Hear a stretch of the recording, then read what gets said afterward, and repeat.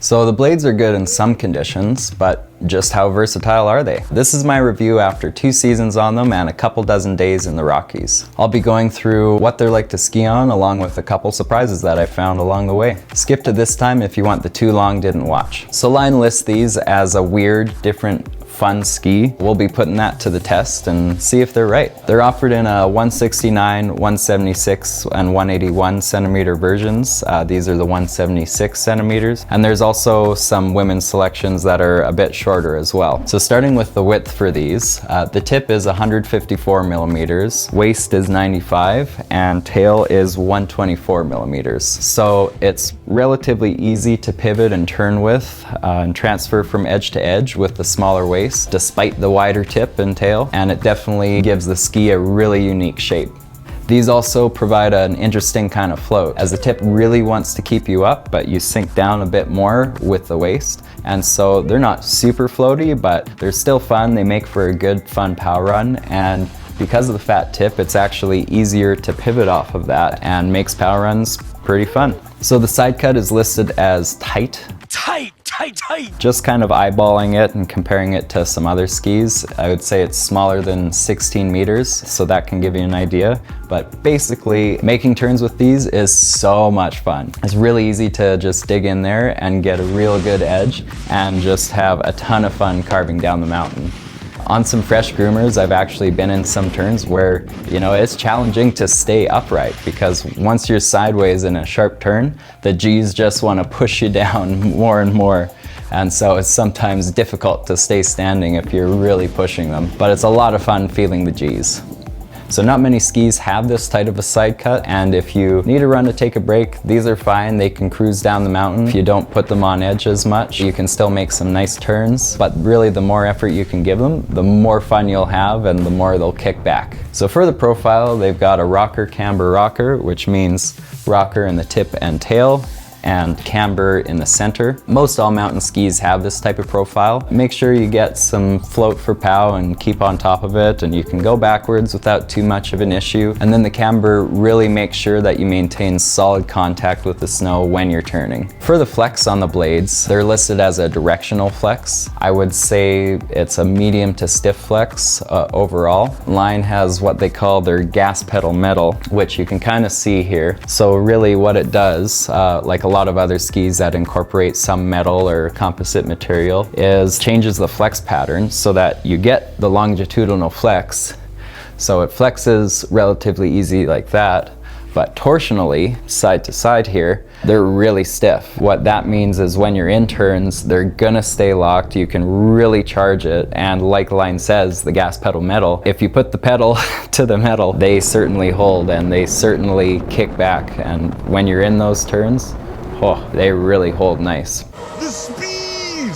And with the longitudinal flex, you can still take advantage of that tight turn radius. They're still responsive and you can have fun bouncing around in the POW, and you can smear. They're really great. So for the weight, they're listed as 2,050 grams each. They seem to feel a little bit heavier than they are. I think that's because more of the weight is right out at the tip and tail, but really the weight isn't too much. Would they be nice if they were lighter? Yeah, but that would come at the sacrifice of a lot of pros to this ski, so really can't complain. They are meant for more of a resort, and I don't see these being a good backcountry ski. There are a lot of better choices out there for that. So as far as the graphics go, they're fine. They're minimal and cool looking. I wouldn't say I love them, but they also don't look bad at all. They definitely get some looks on the mountain. I saw a couple reviews that the top sheet comes off easy, which I've experienced a little bit of that. I think part of that is because the tips are so dang fat compared to the rest of the ski, you might just cross tips a little more than usual. And so these definitely have a couple marks from the days that I've had on them. Really, they're not too bad. Could it be better? Yeah, there's room for improvement as far as the durability goes for the top sheet, but they're still not bad. So the blades were introduced in 2021, and these are the 2021 versions. The factory recommended mounting point is 4 centimeters behind center, which is what these are. Since the tail isn't rounded or tapered like a lot of other skis, you actually get a little bit more usable edge right to the tail of the ski. And so actually when you're getting a pair of these, you'll usually go for a bit of a shorter length than you usually would. So if you're getting something up around 180 centimeters, the 176 centimeter versions would be just fine. They would be plenty.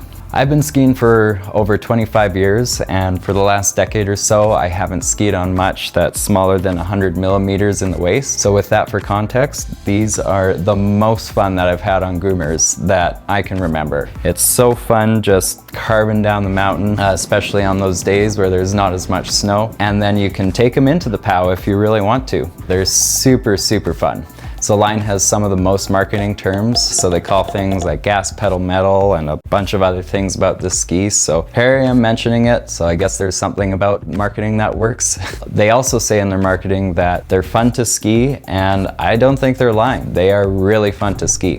For an overview for different terrain, on groomers, they're great. You'll have a lot of fun making turns down the mountain. For freestyle and terrain park, they're fine. You can go backwards, do jumps and whatnot. Wouldn't think you want to do rails, especially since that would roughen the edge quite a bit. For moguls, this is actually one of the surprises that they have. They're actually really good in moguls. Part of that is once you get them on the edge, the fat tip digs in and allows you to pivot off a bit easier than a lot of other skis. And so in the moguls, making quick turns, they're actually super, super fun. For free ride terrain, they're good actually. I did my first ski competition at Lake Louise, but they are super solid and they will get you down the mountain pretty good. For tree runs, they're really good, again, because you can pivot them super fast with the fat tip. And for mellow or wide open terrain, they're fine. All I feel like doing then is doing big long carves across the hill, which is a lot of fun in itself. For different skiers, if you're a beginner skier, I wouldn't really recommend it. It is a little bit funny of a ski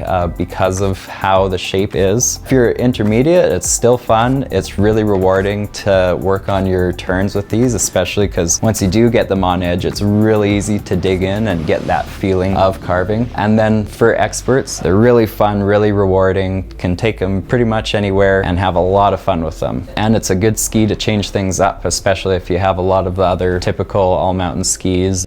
So for the too long didn't watch, the blades are really versatile. I think they might be one of the best all-mountain skis out there. Compared to a regular all-mountain ski, something like the K2 Mindbender, that review is coming by the way, sub so you don't miss it. Normally the all-mountain ski, it's okay in groomers, you know, pretty good in mixed conditions and then pretty good in POW, but these kind of spread that performance out. So these are actually really fun in groomers and still really great in POW. There's still more specialized skis out there, but these give an interesting balance and certainly change things up as far as an all-mountain ski goes. So thanks for reaching the end, or at least skipping to it. If you'd like me to cover something else in my reviews, let me know in the comments below. I post a bunch of other ski videos and YouTube thinks you'll like that one. Thanks for watching.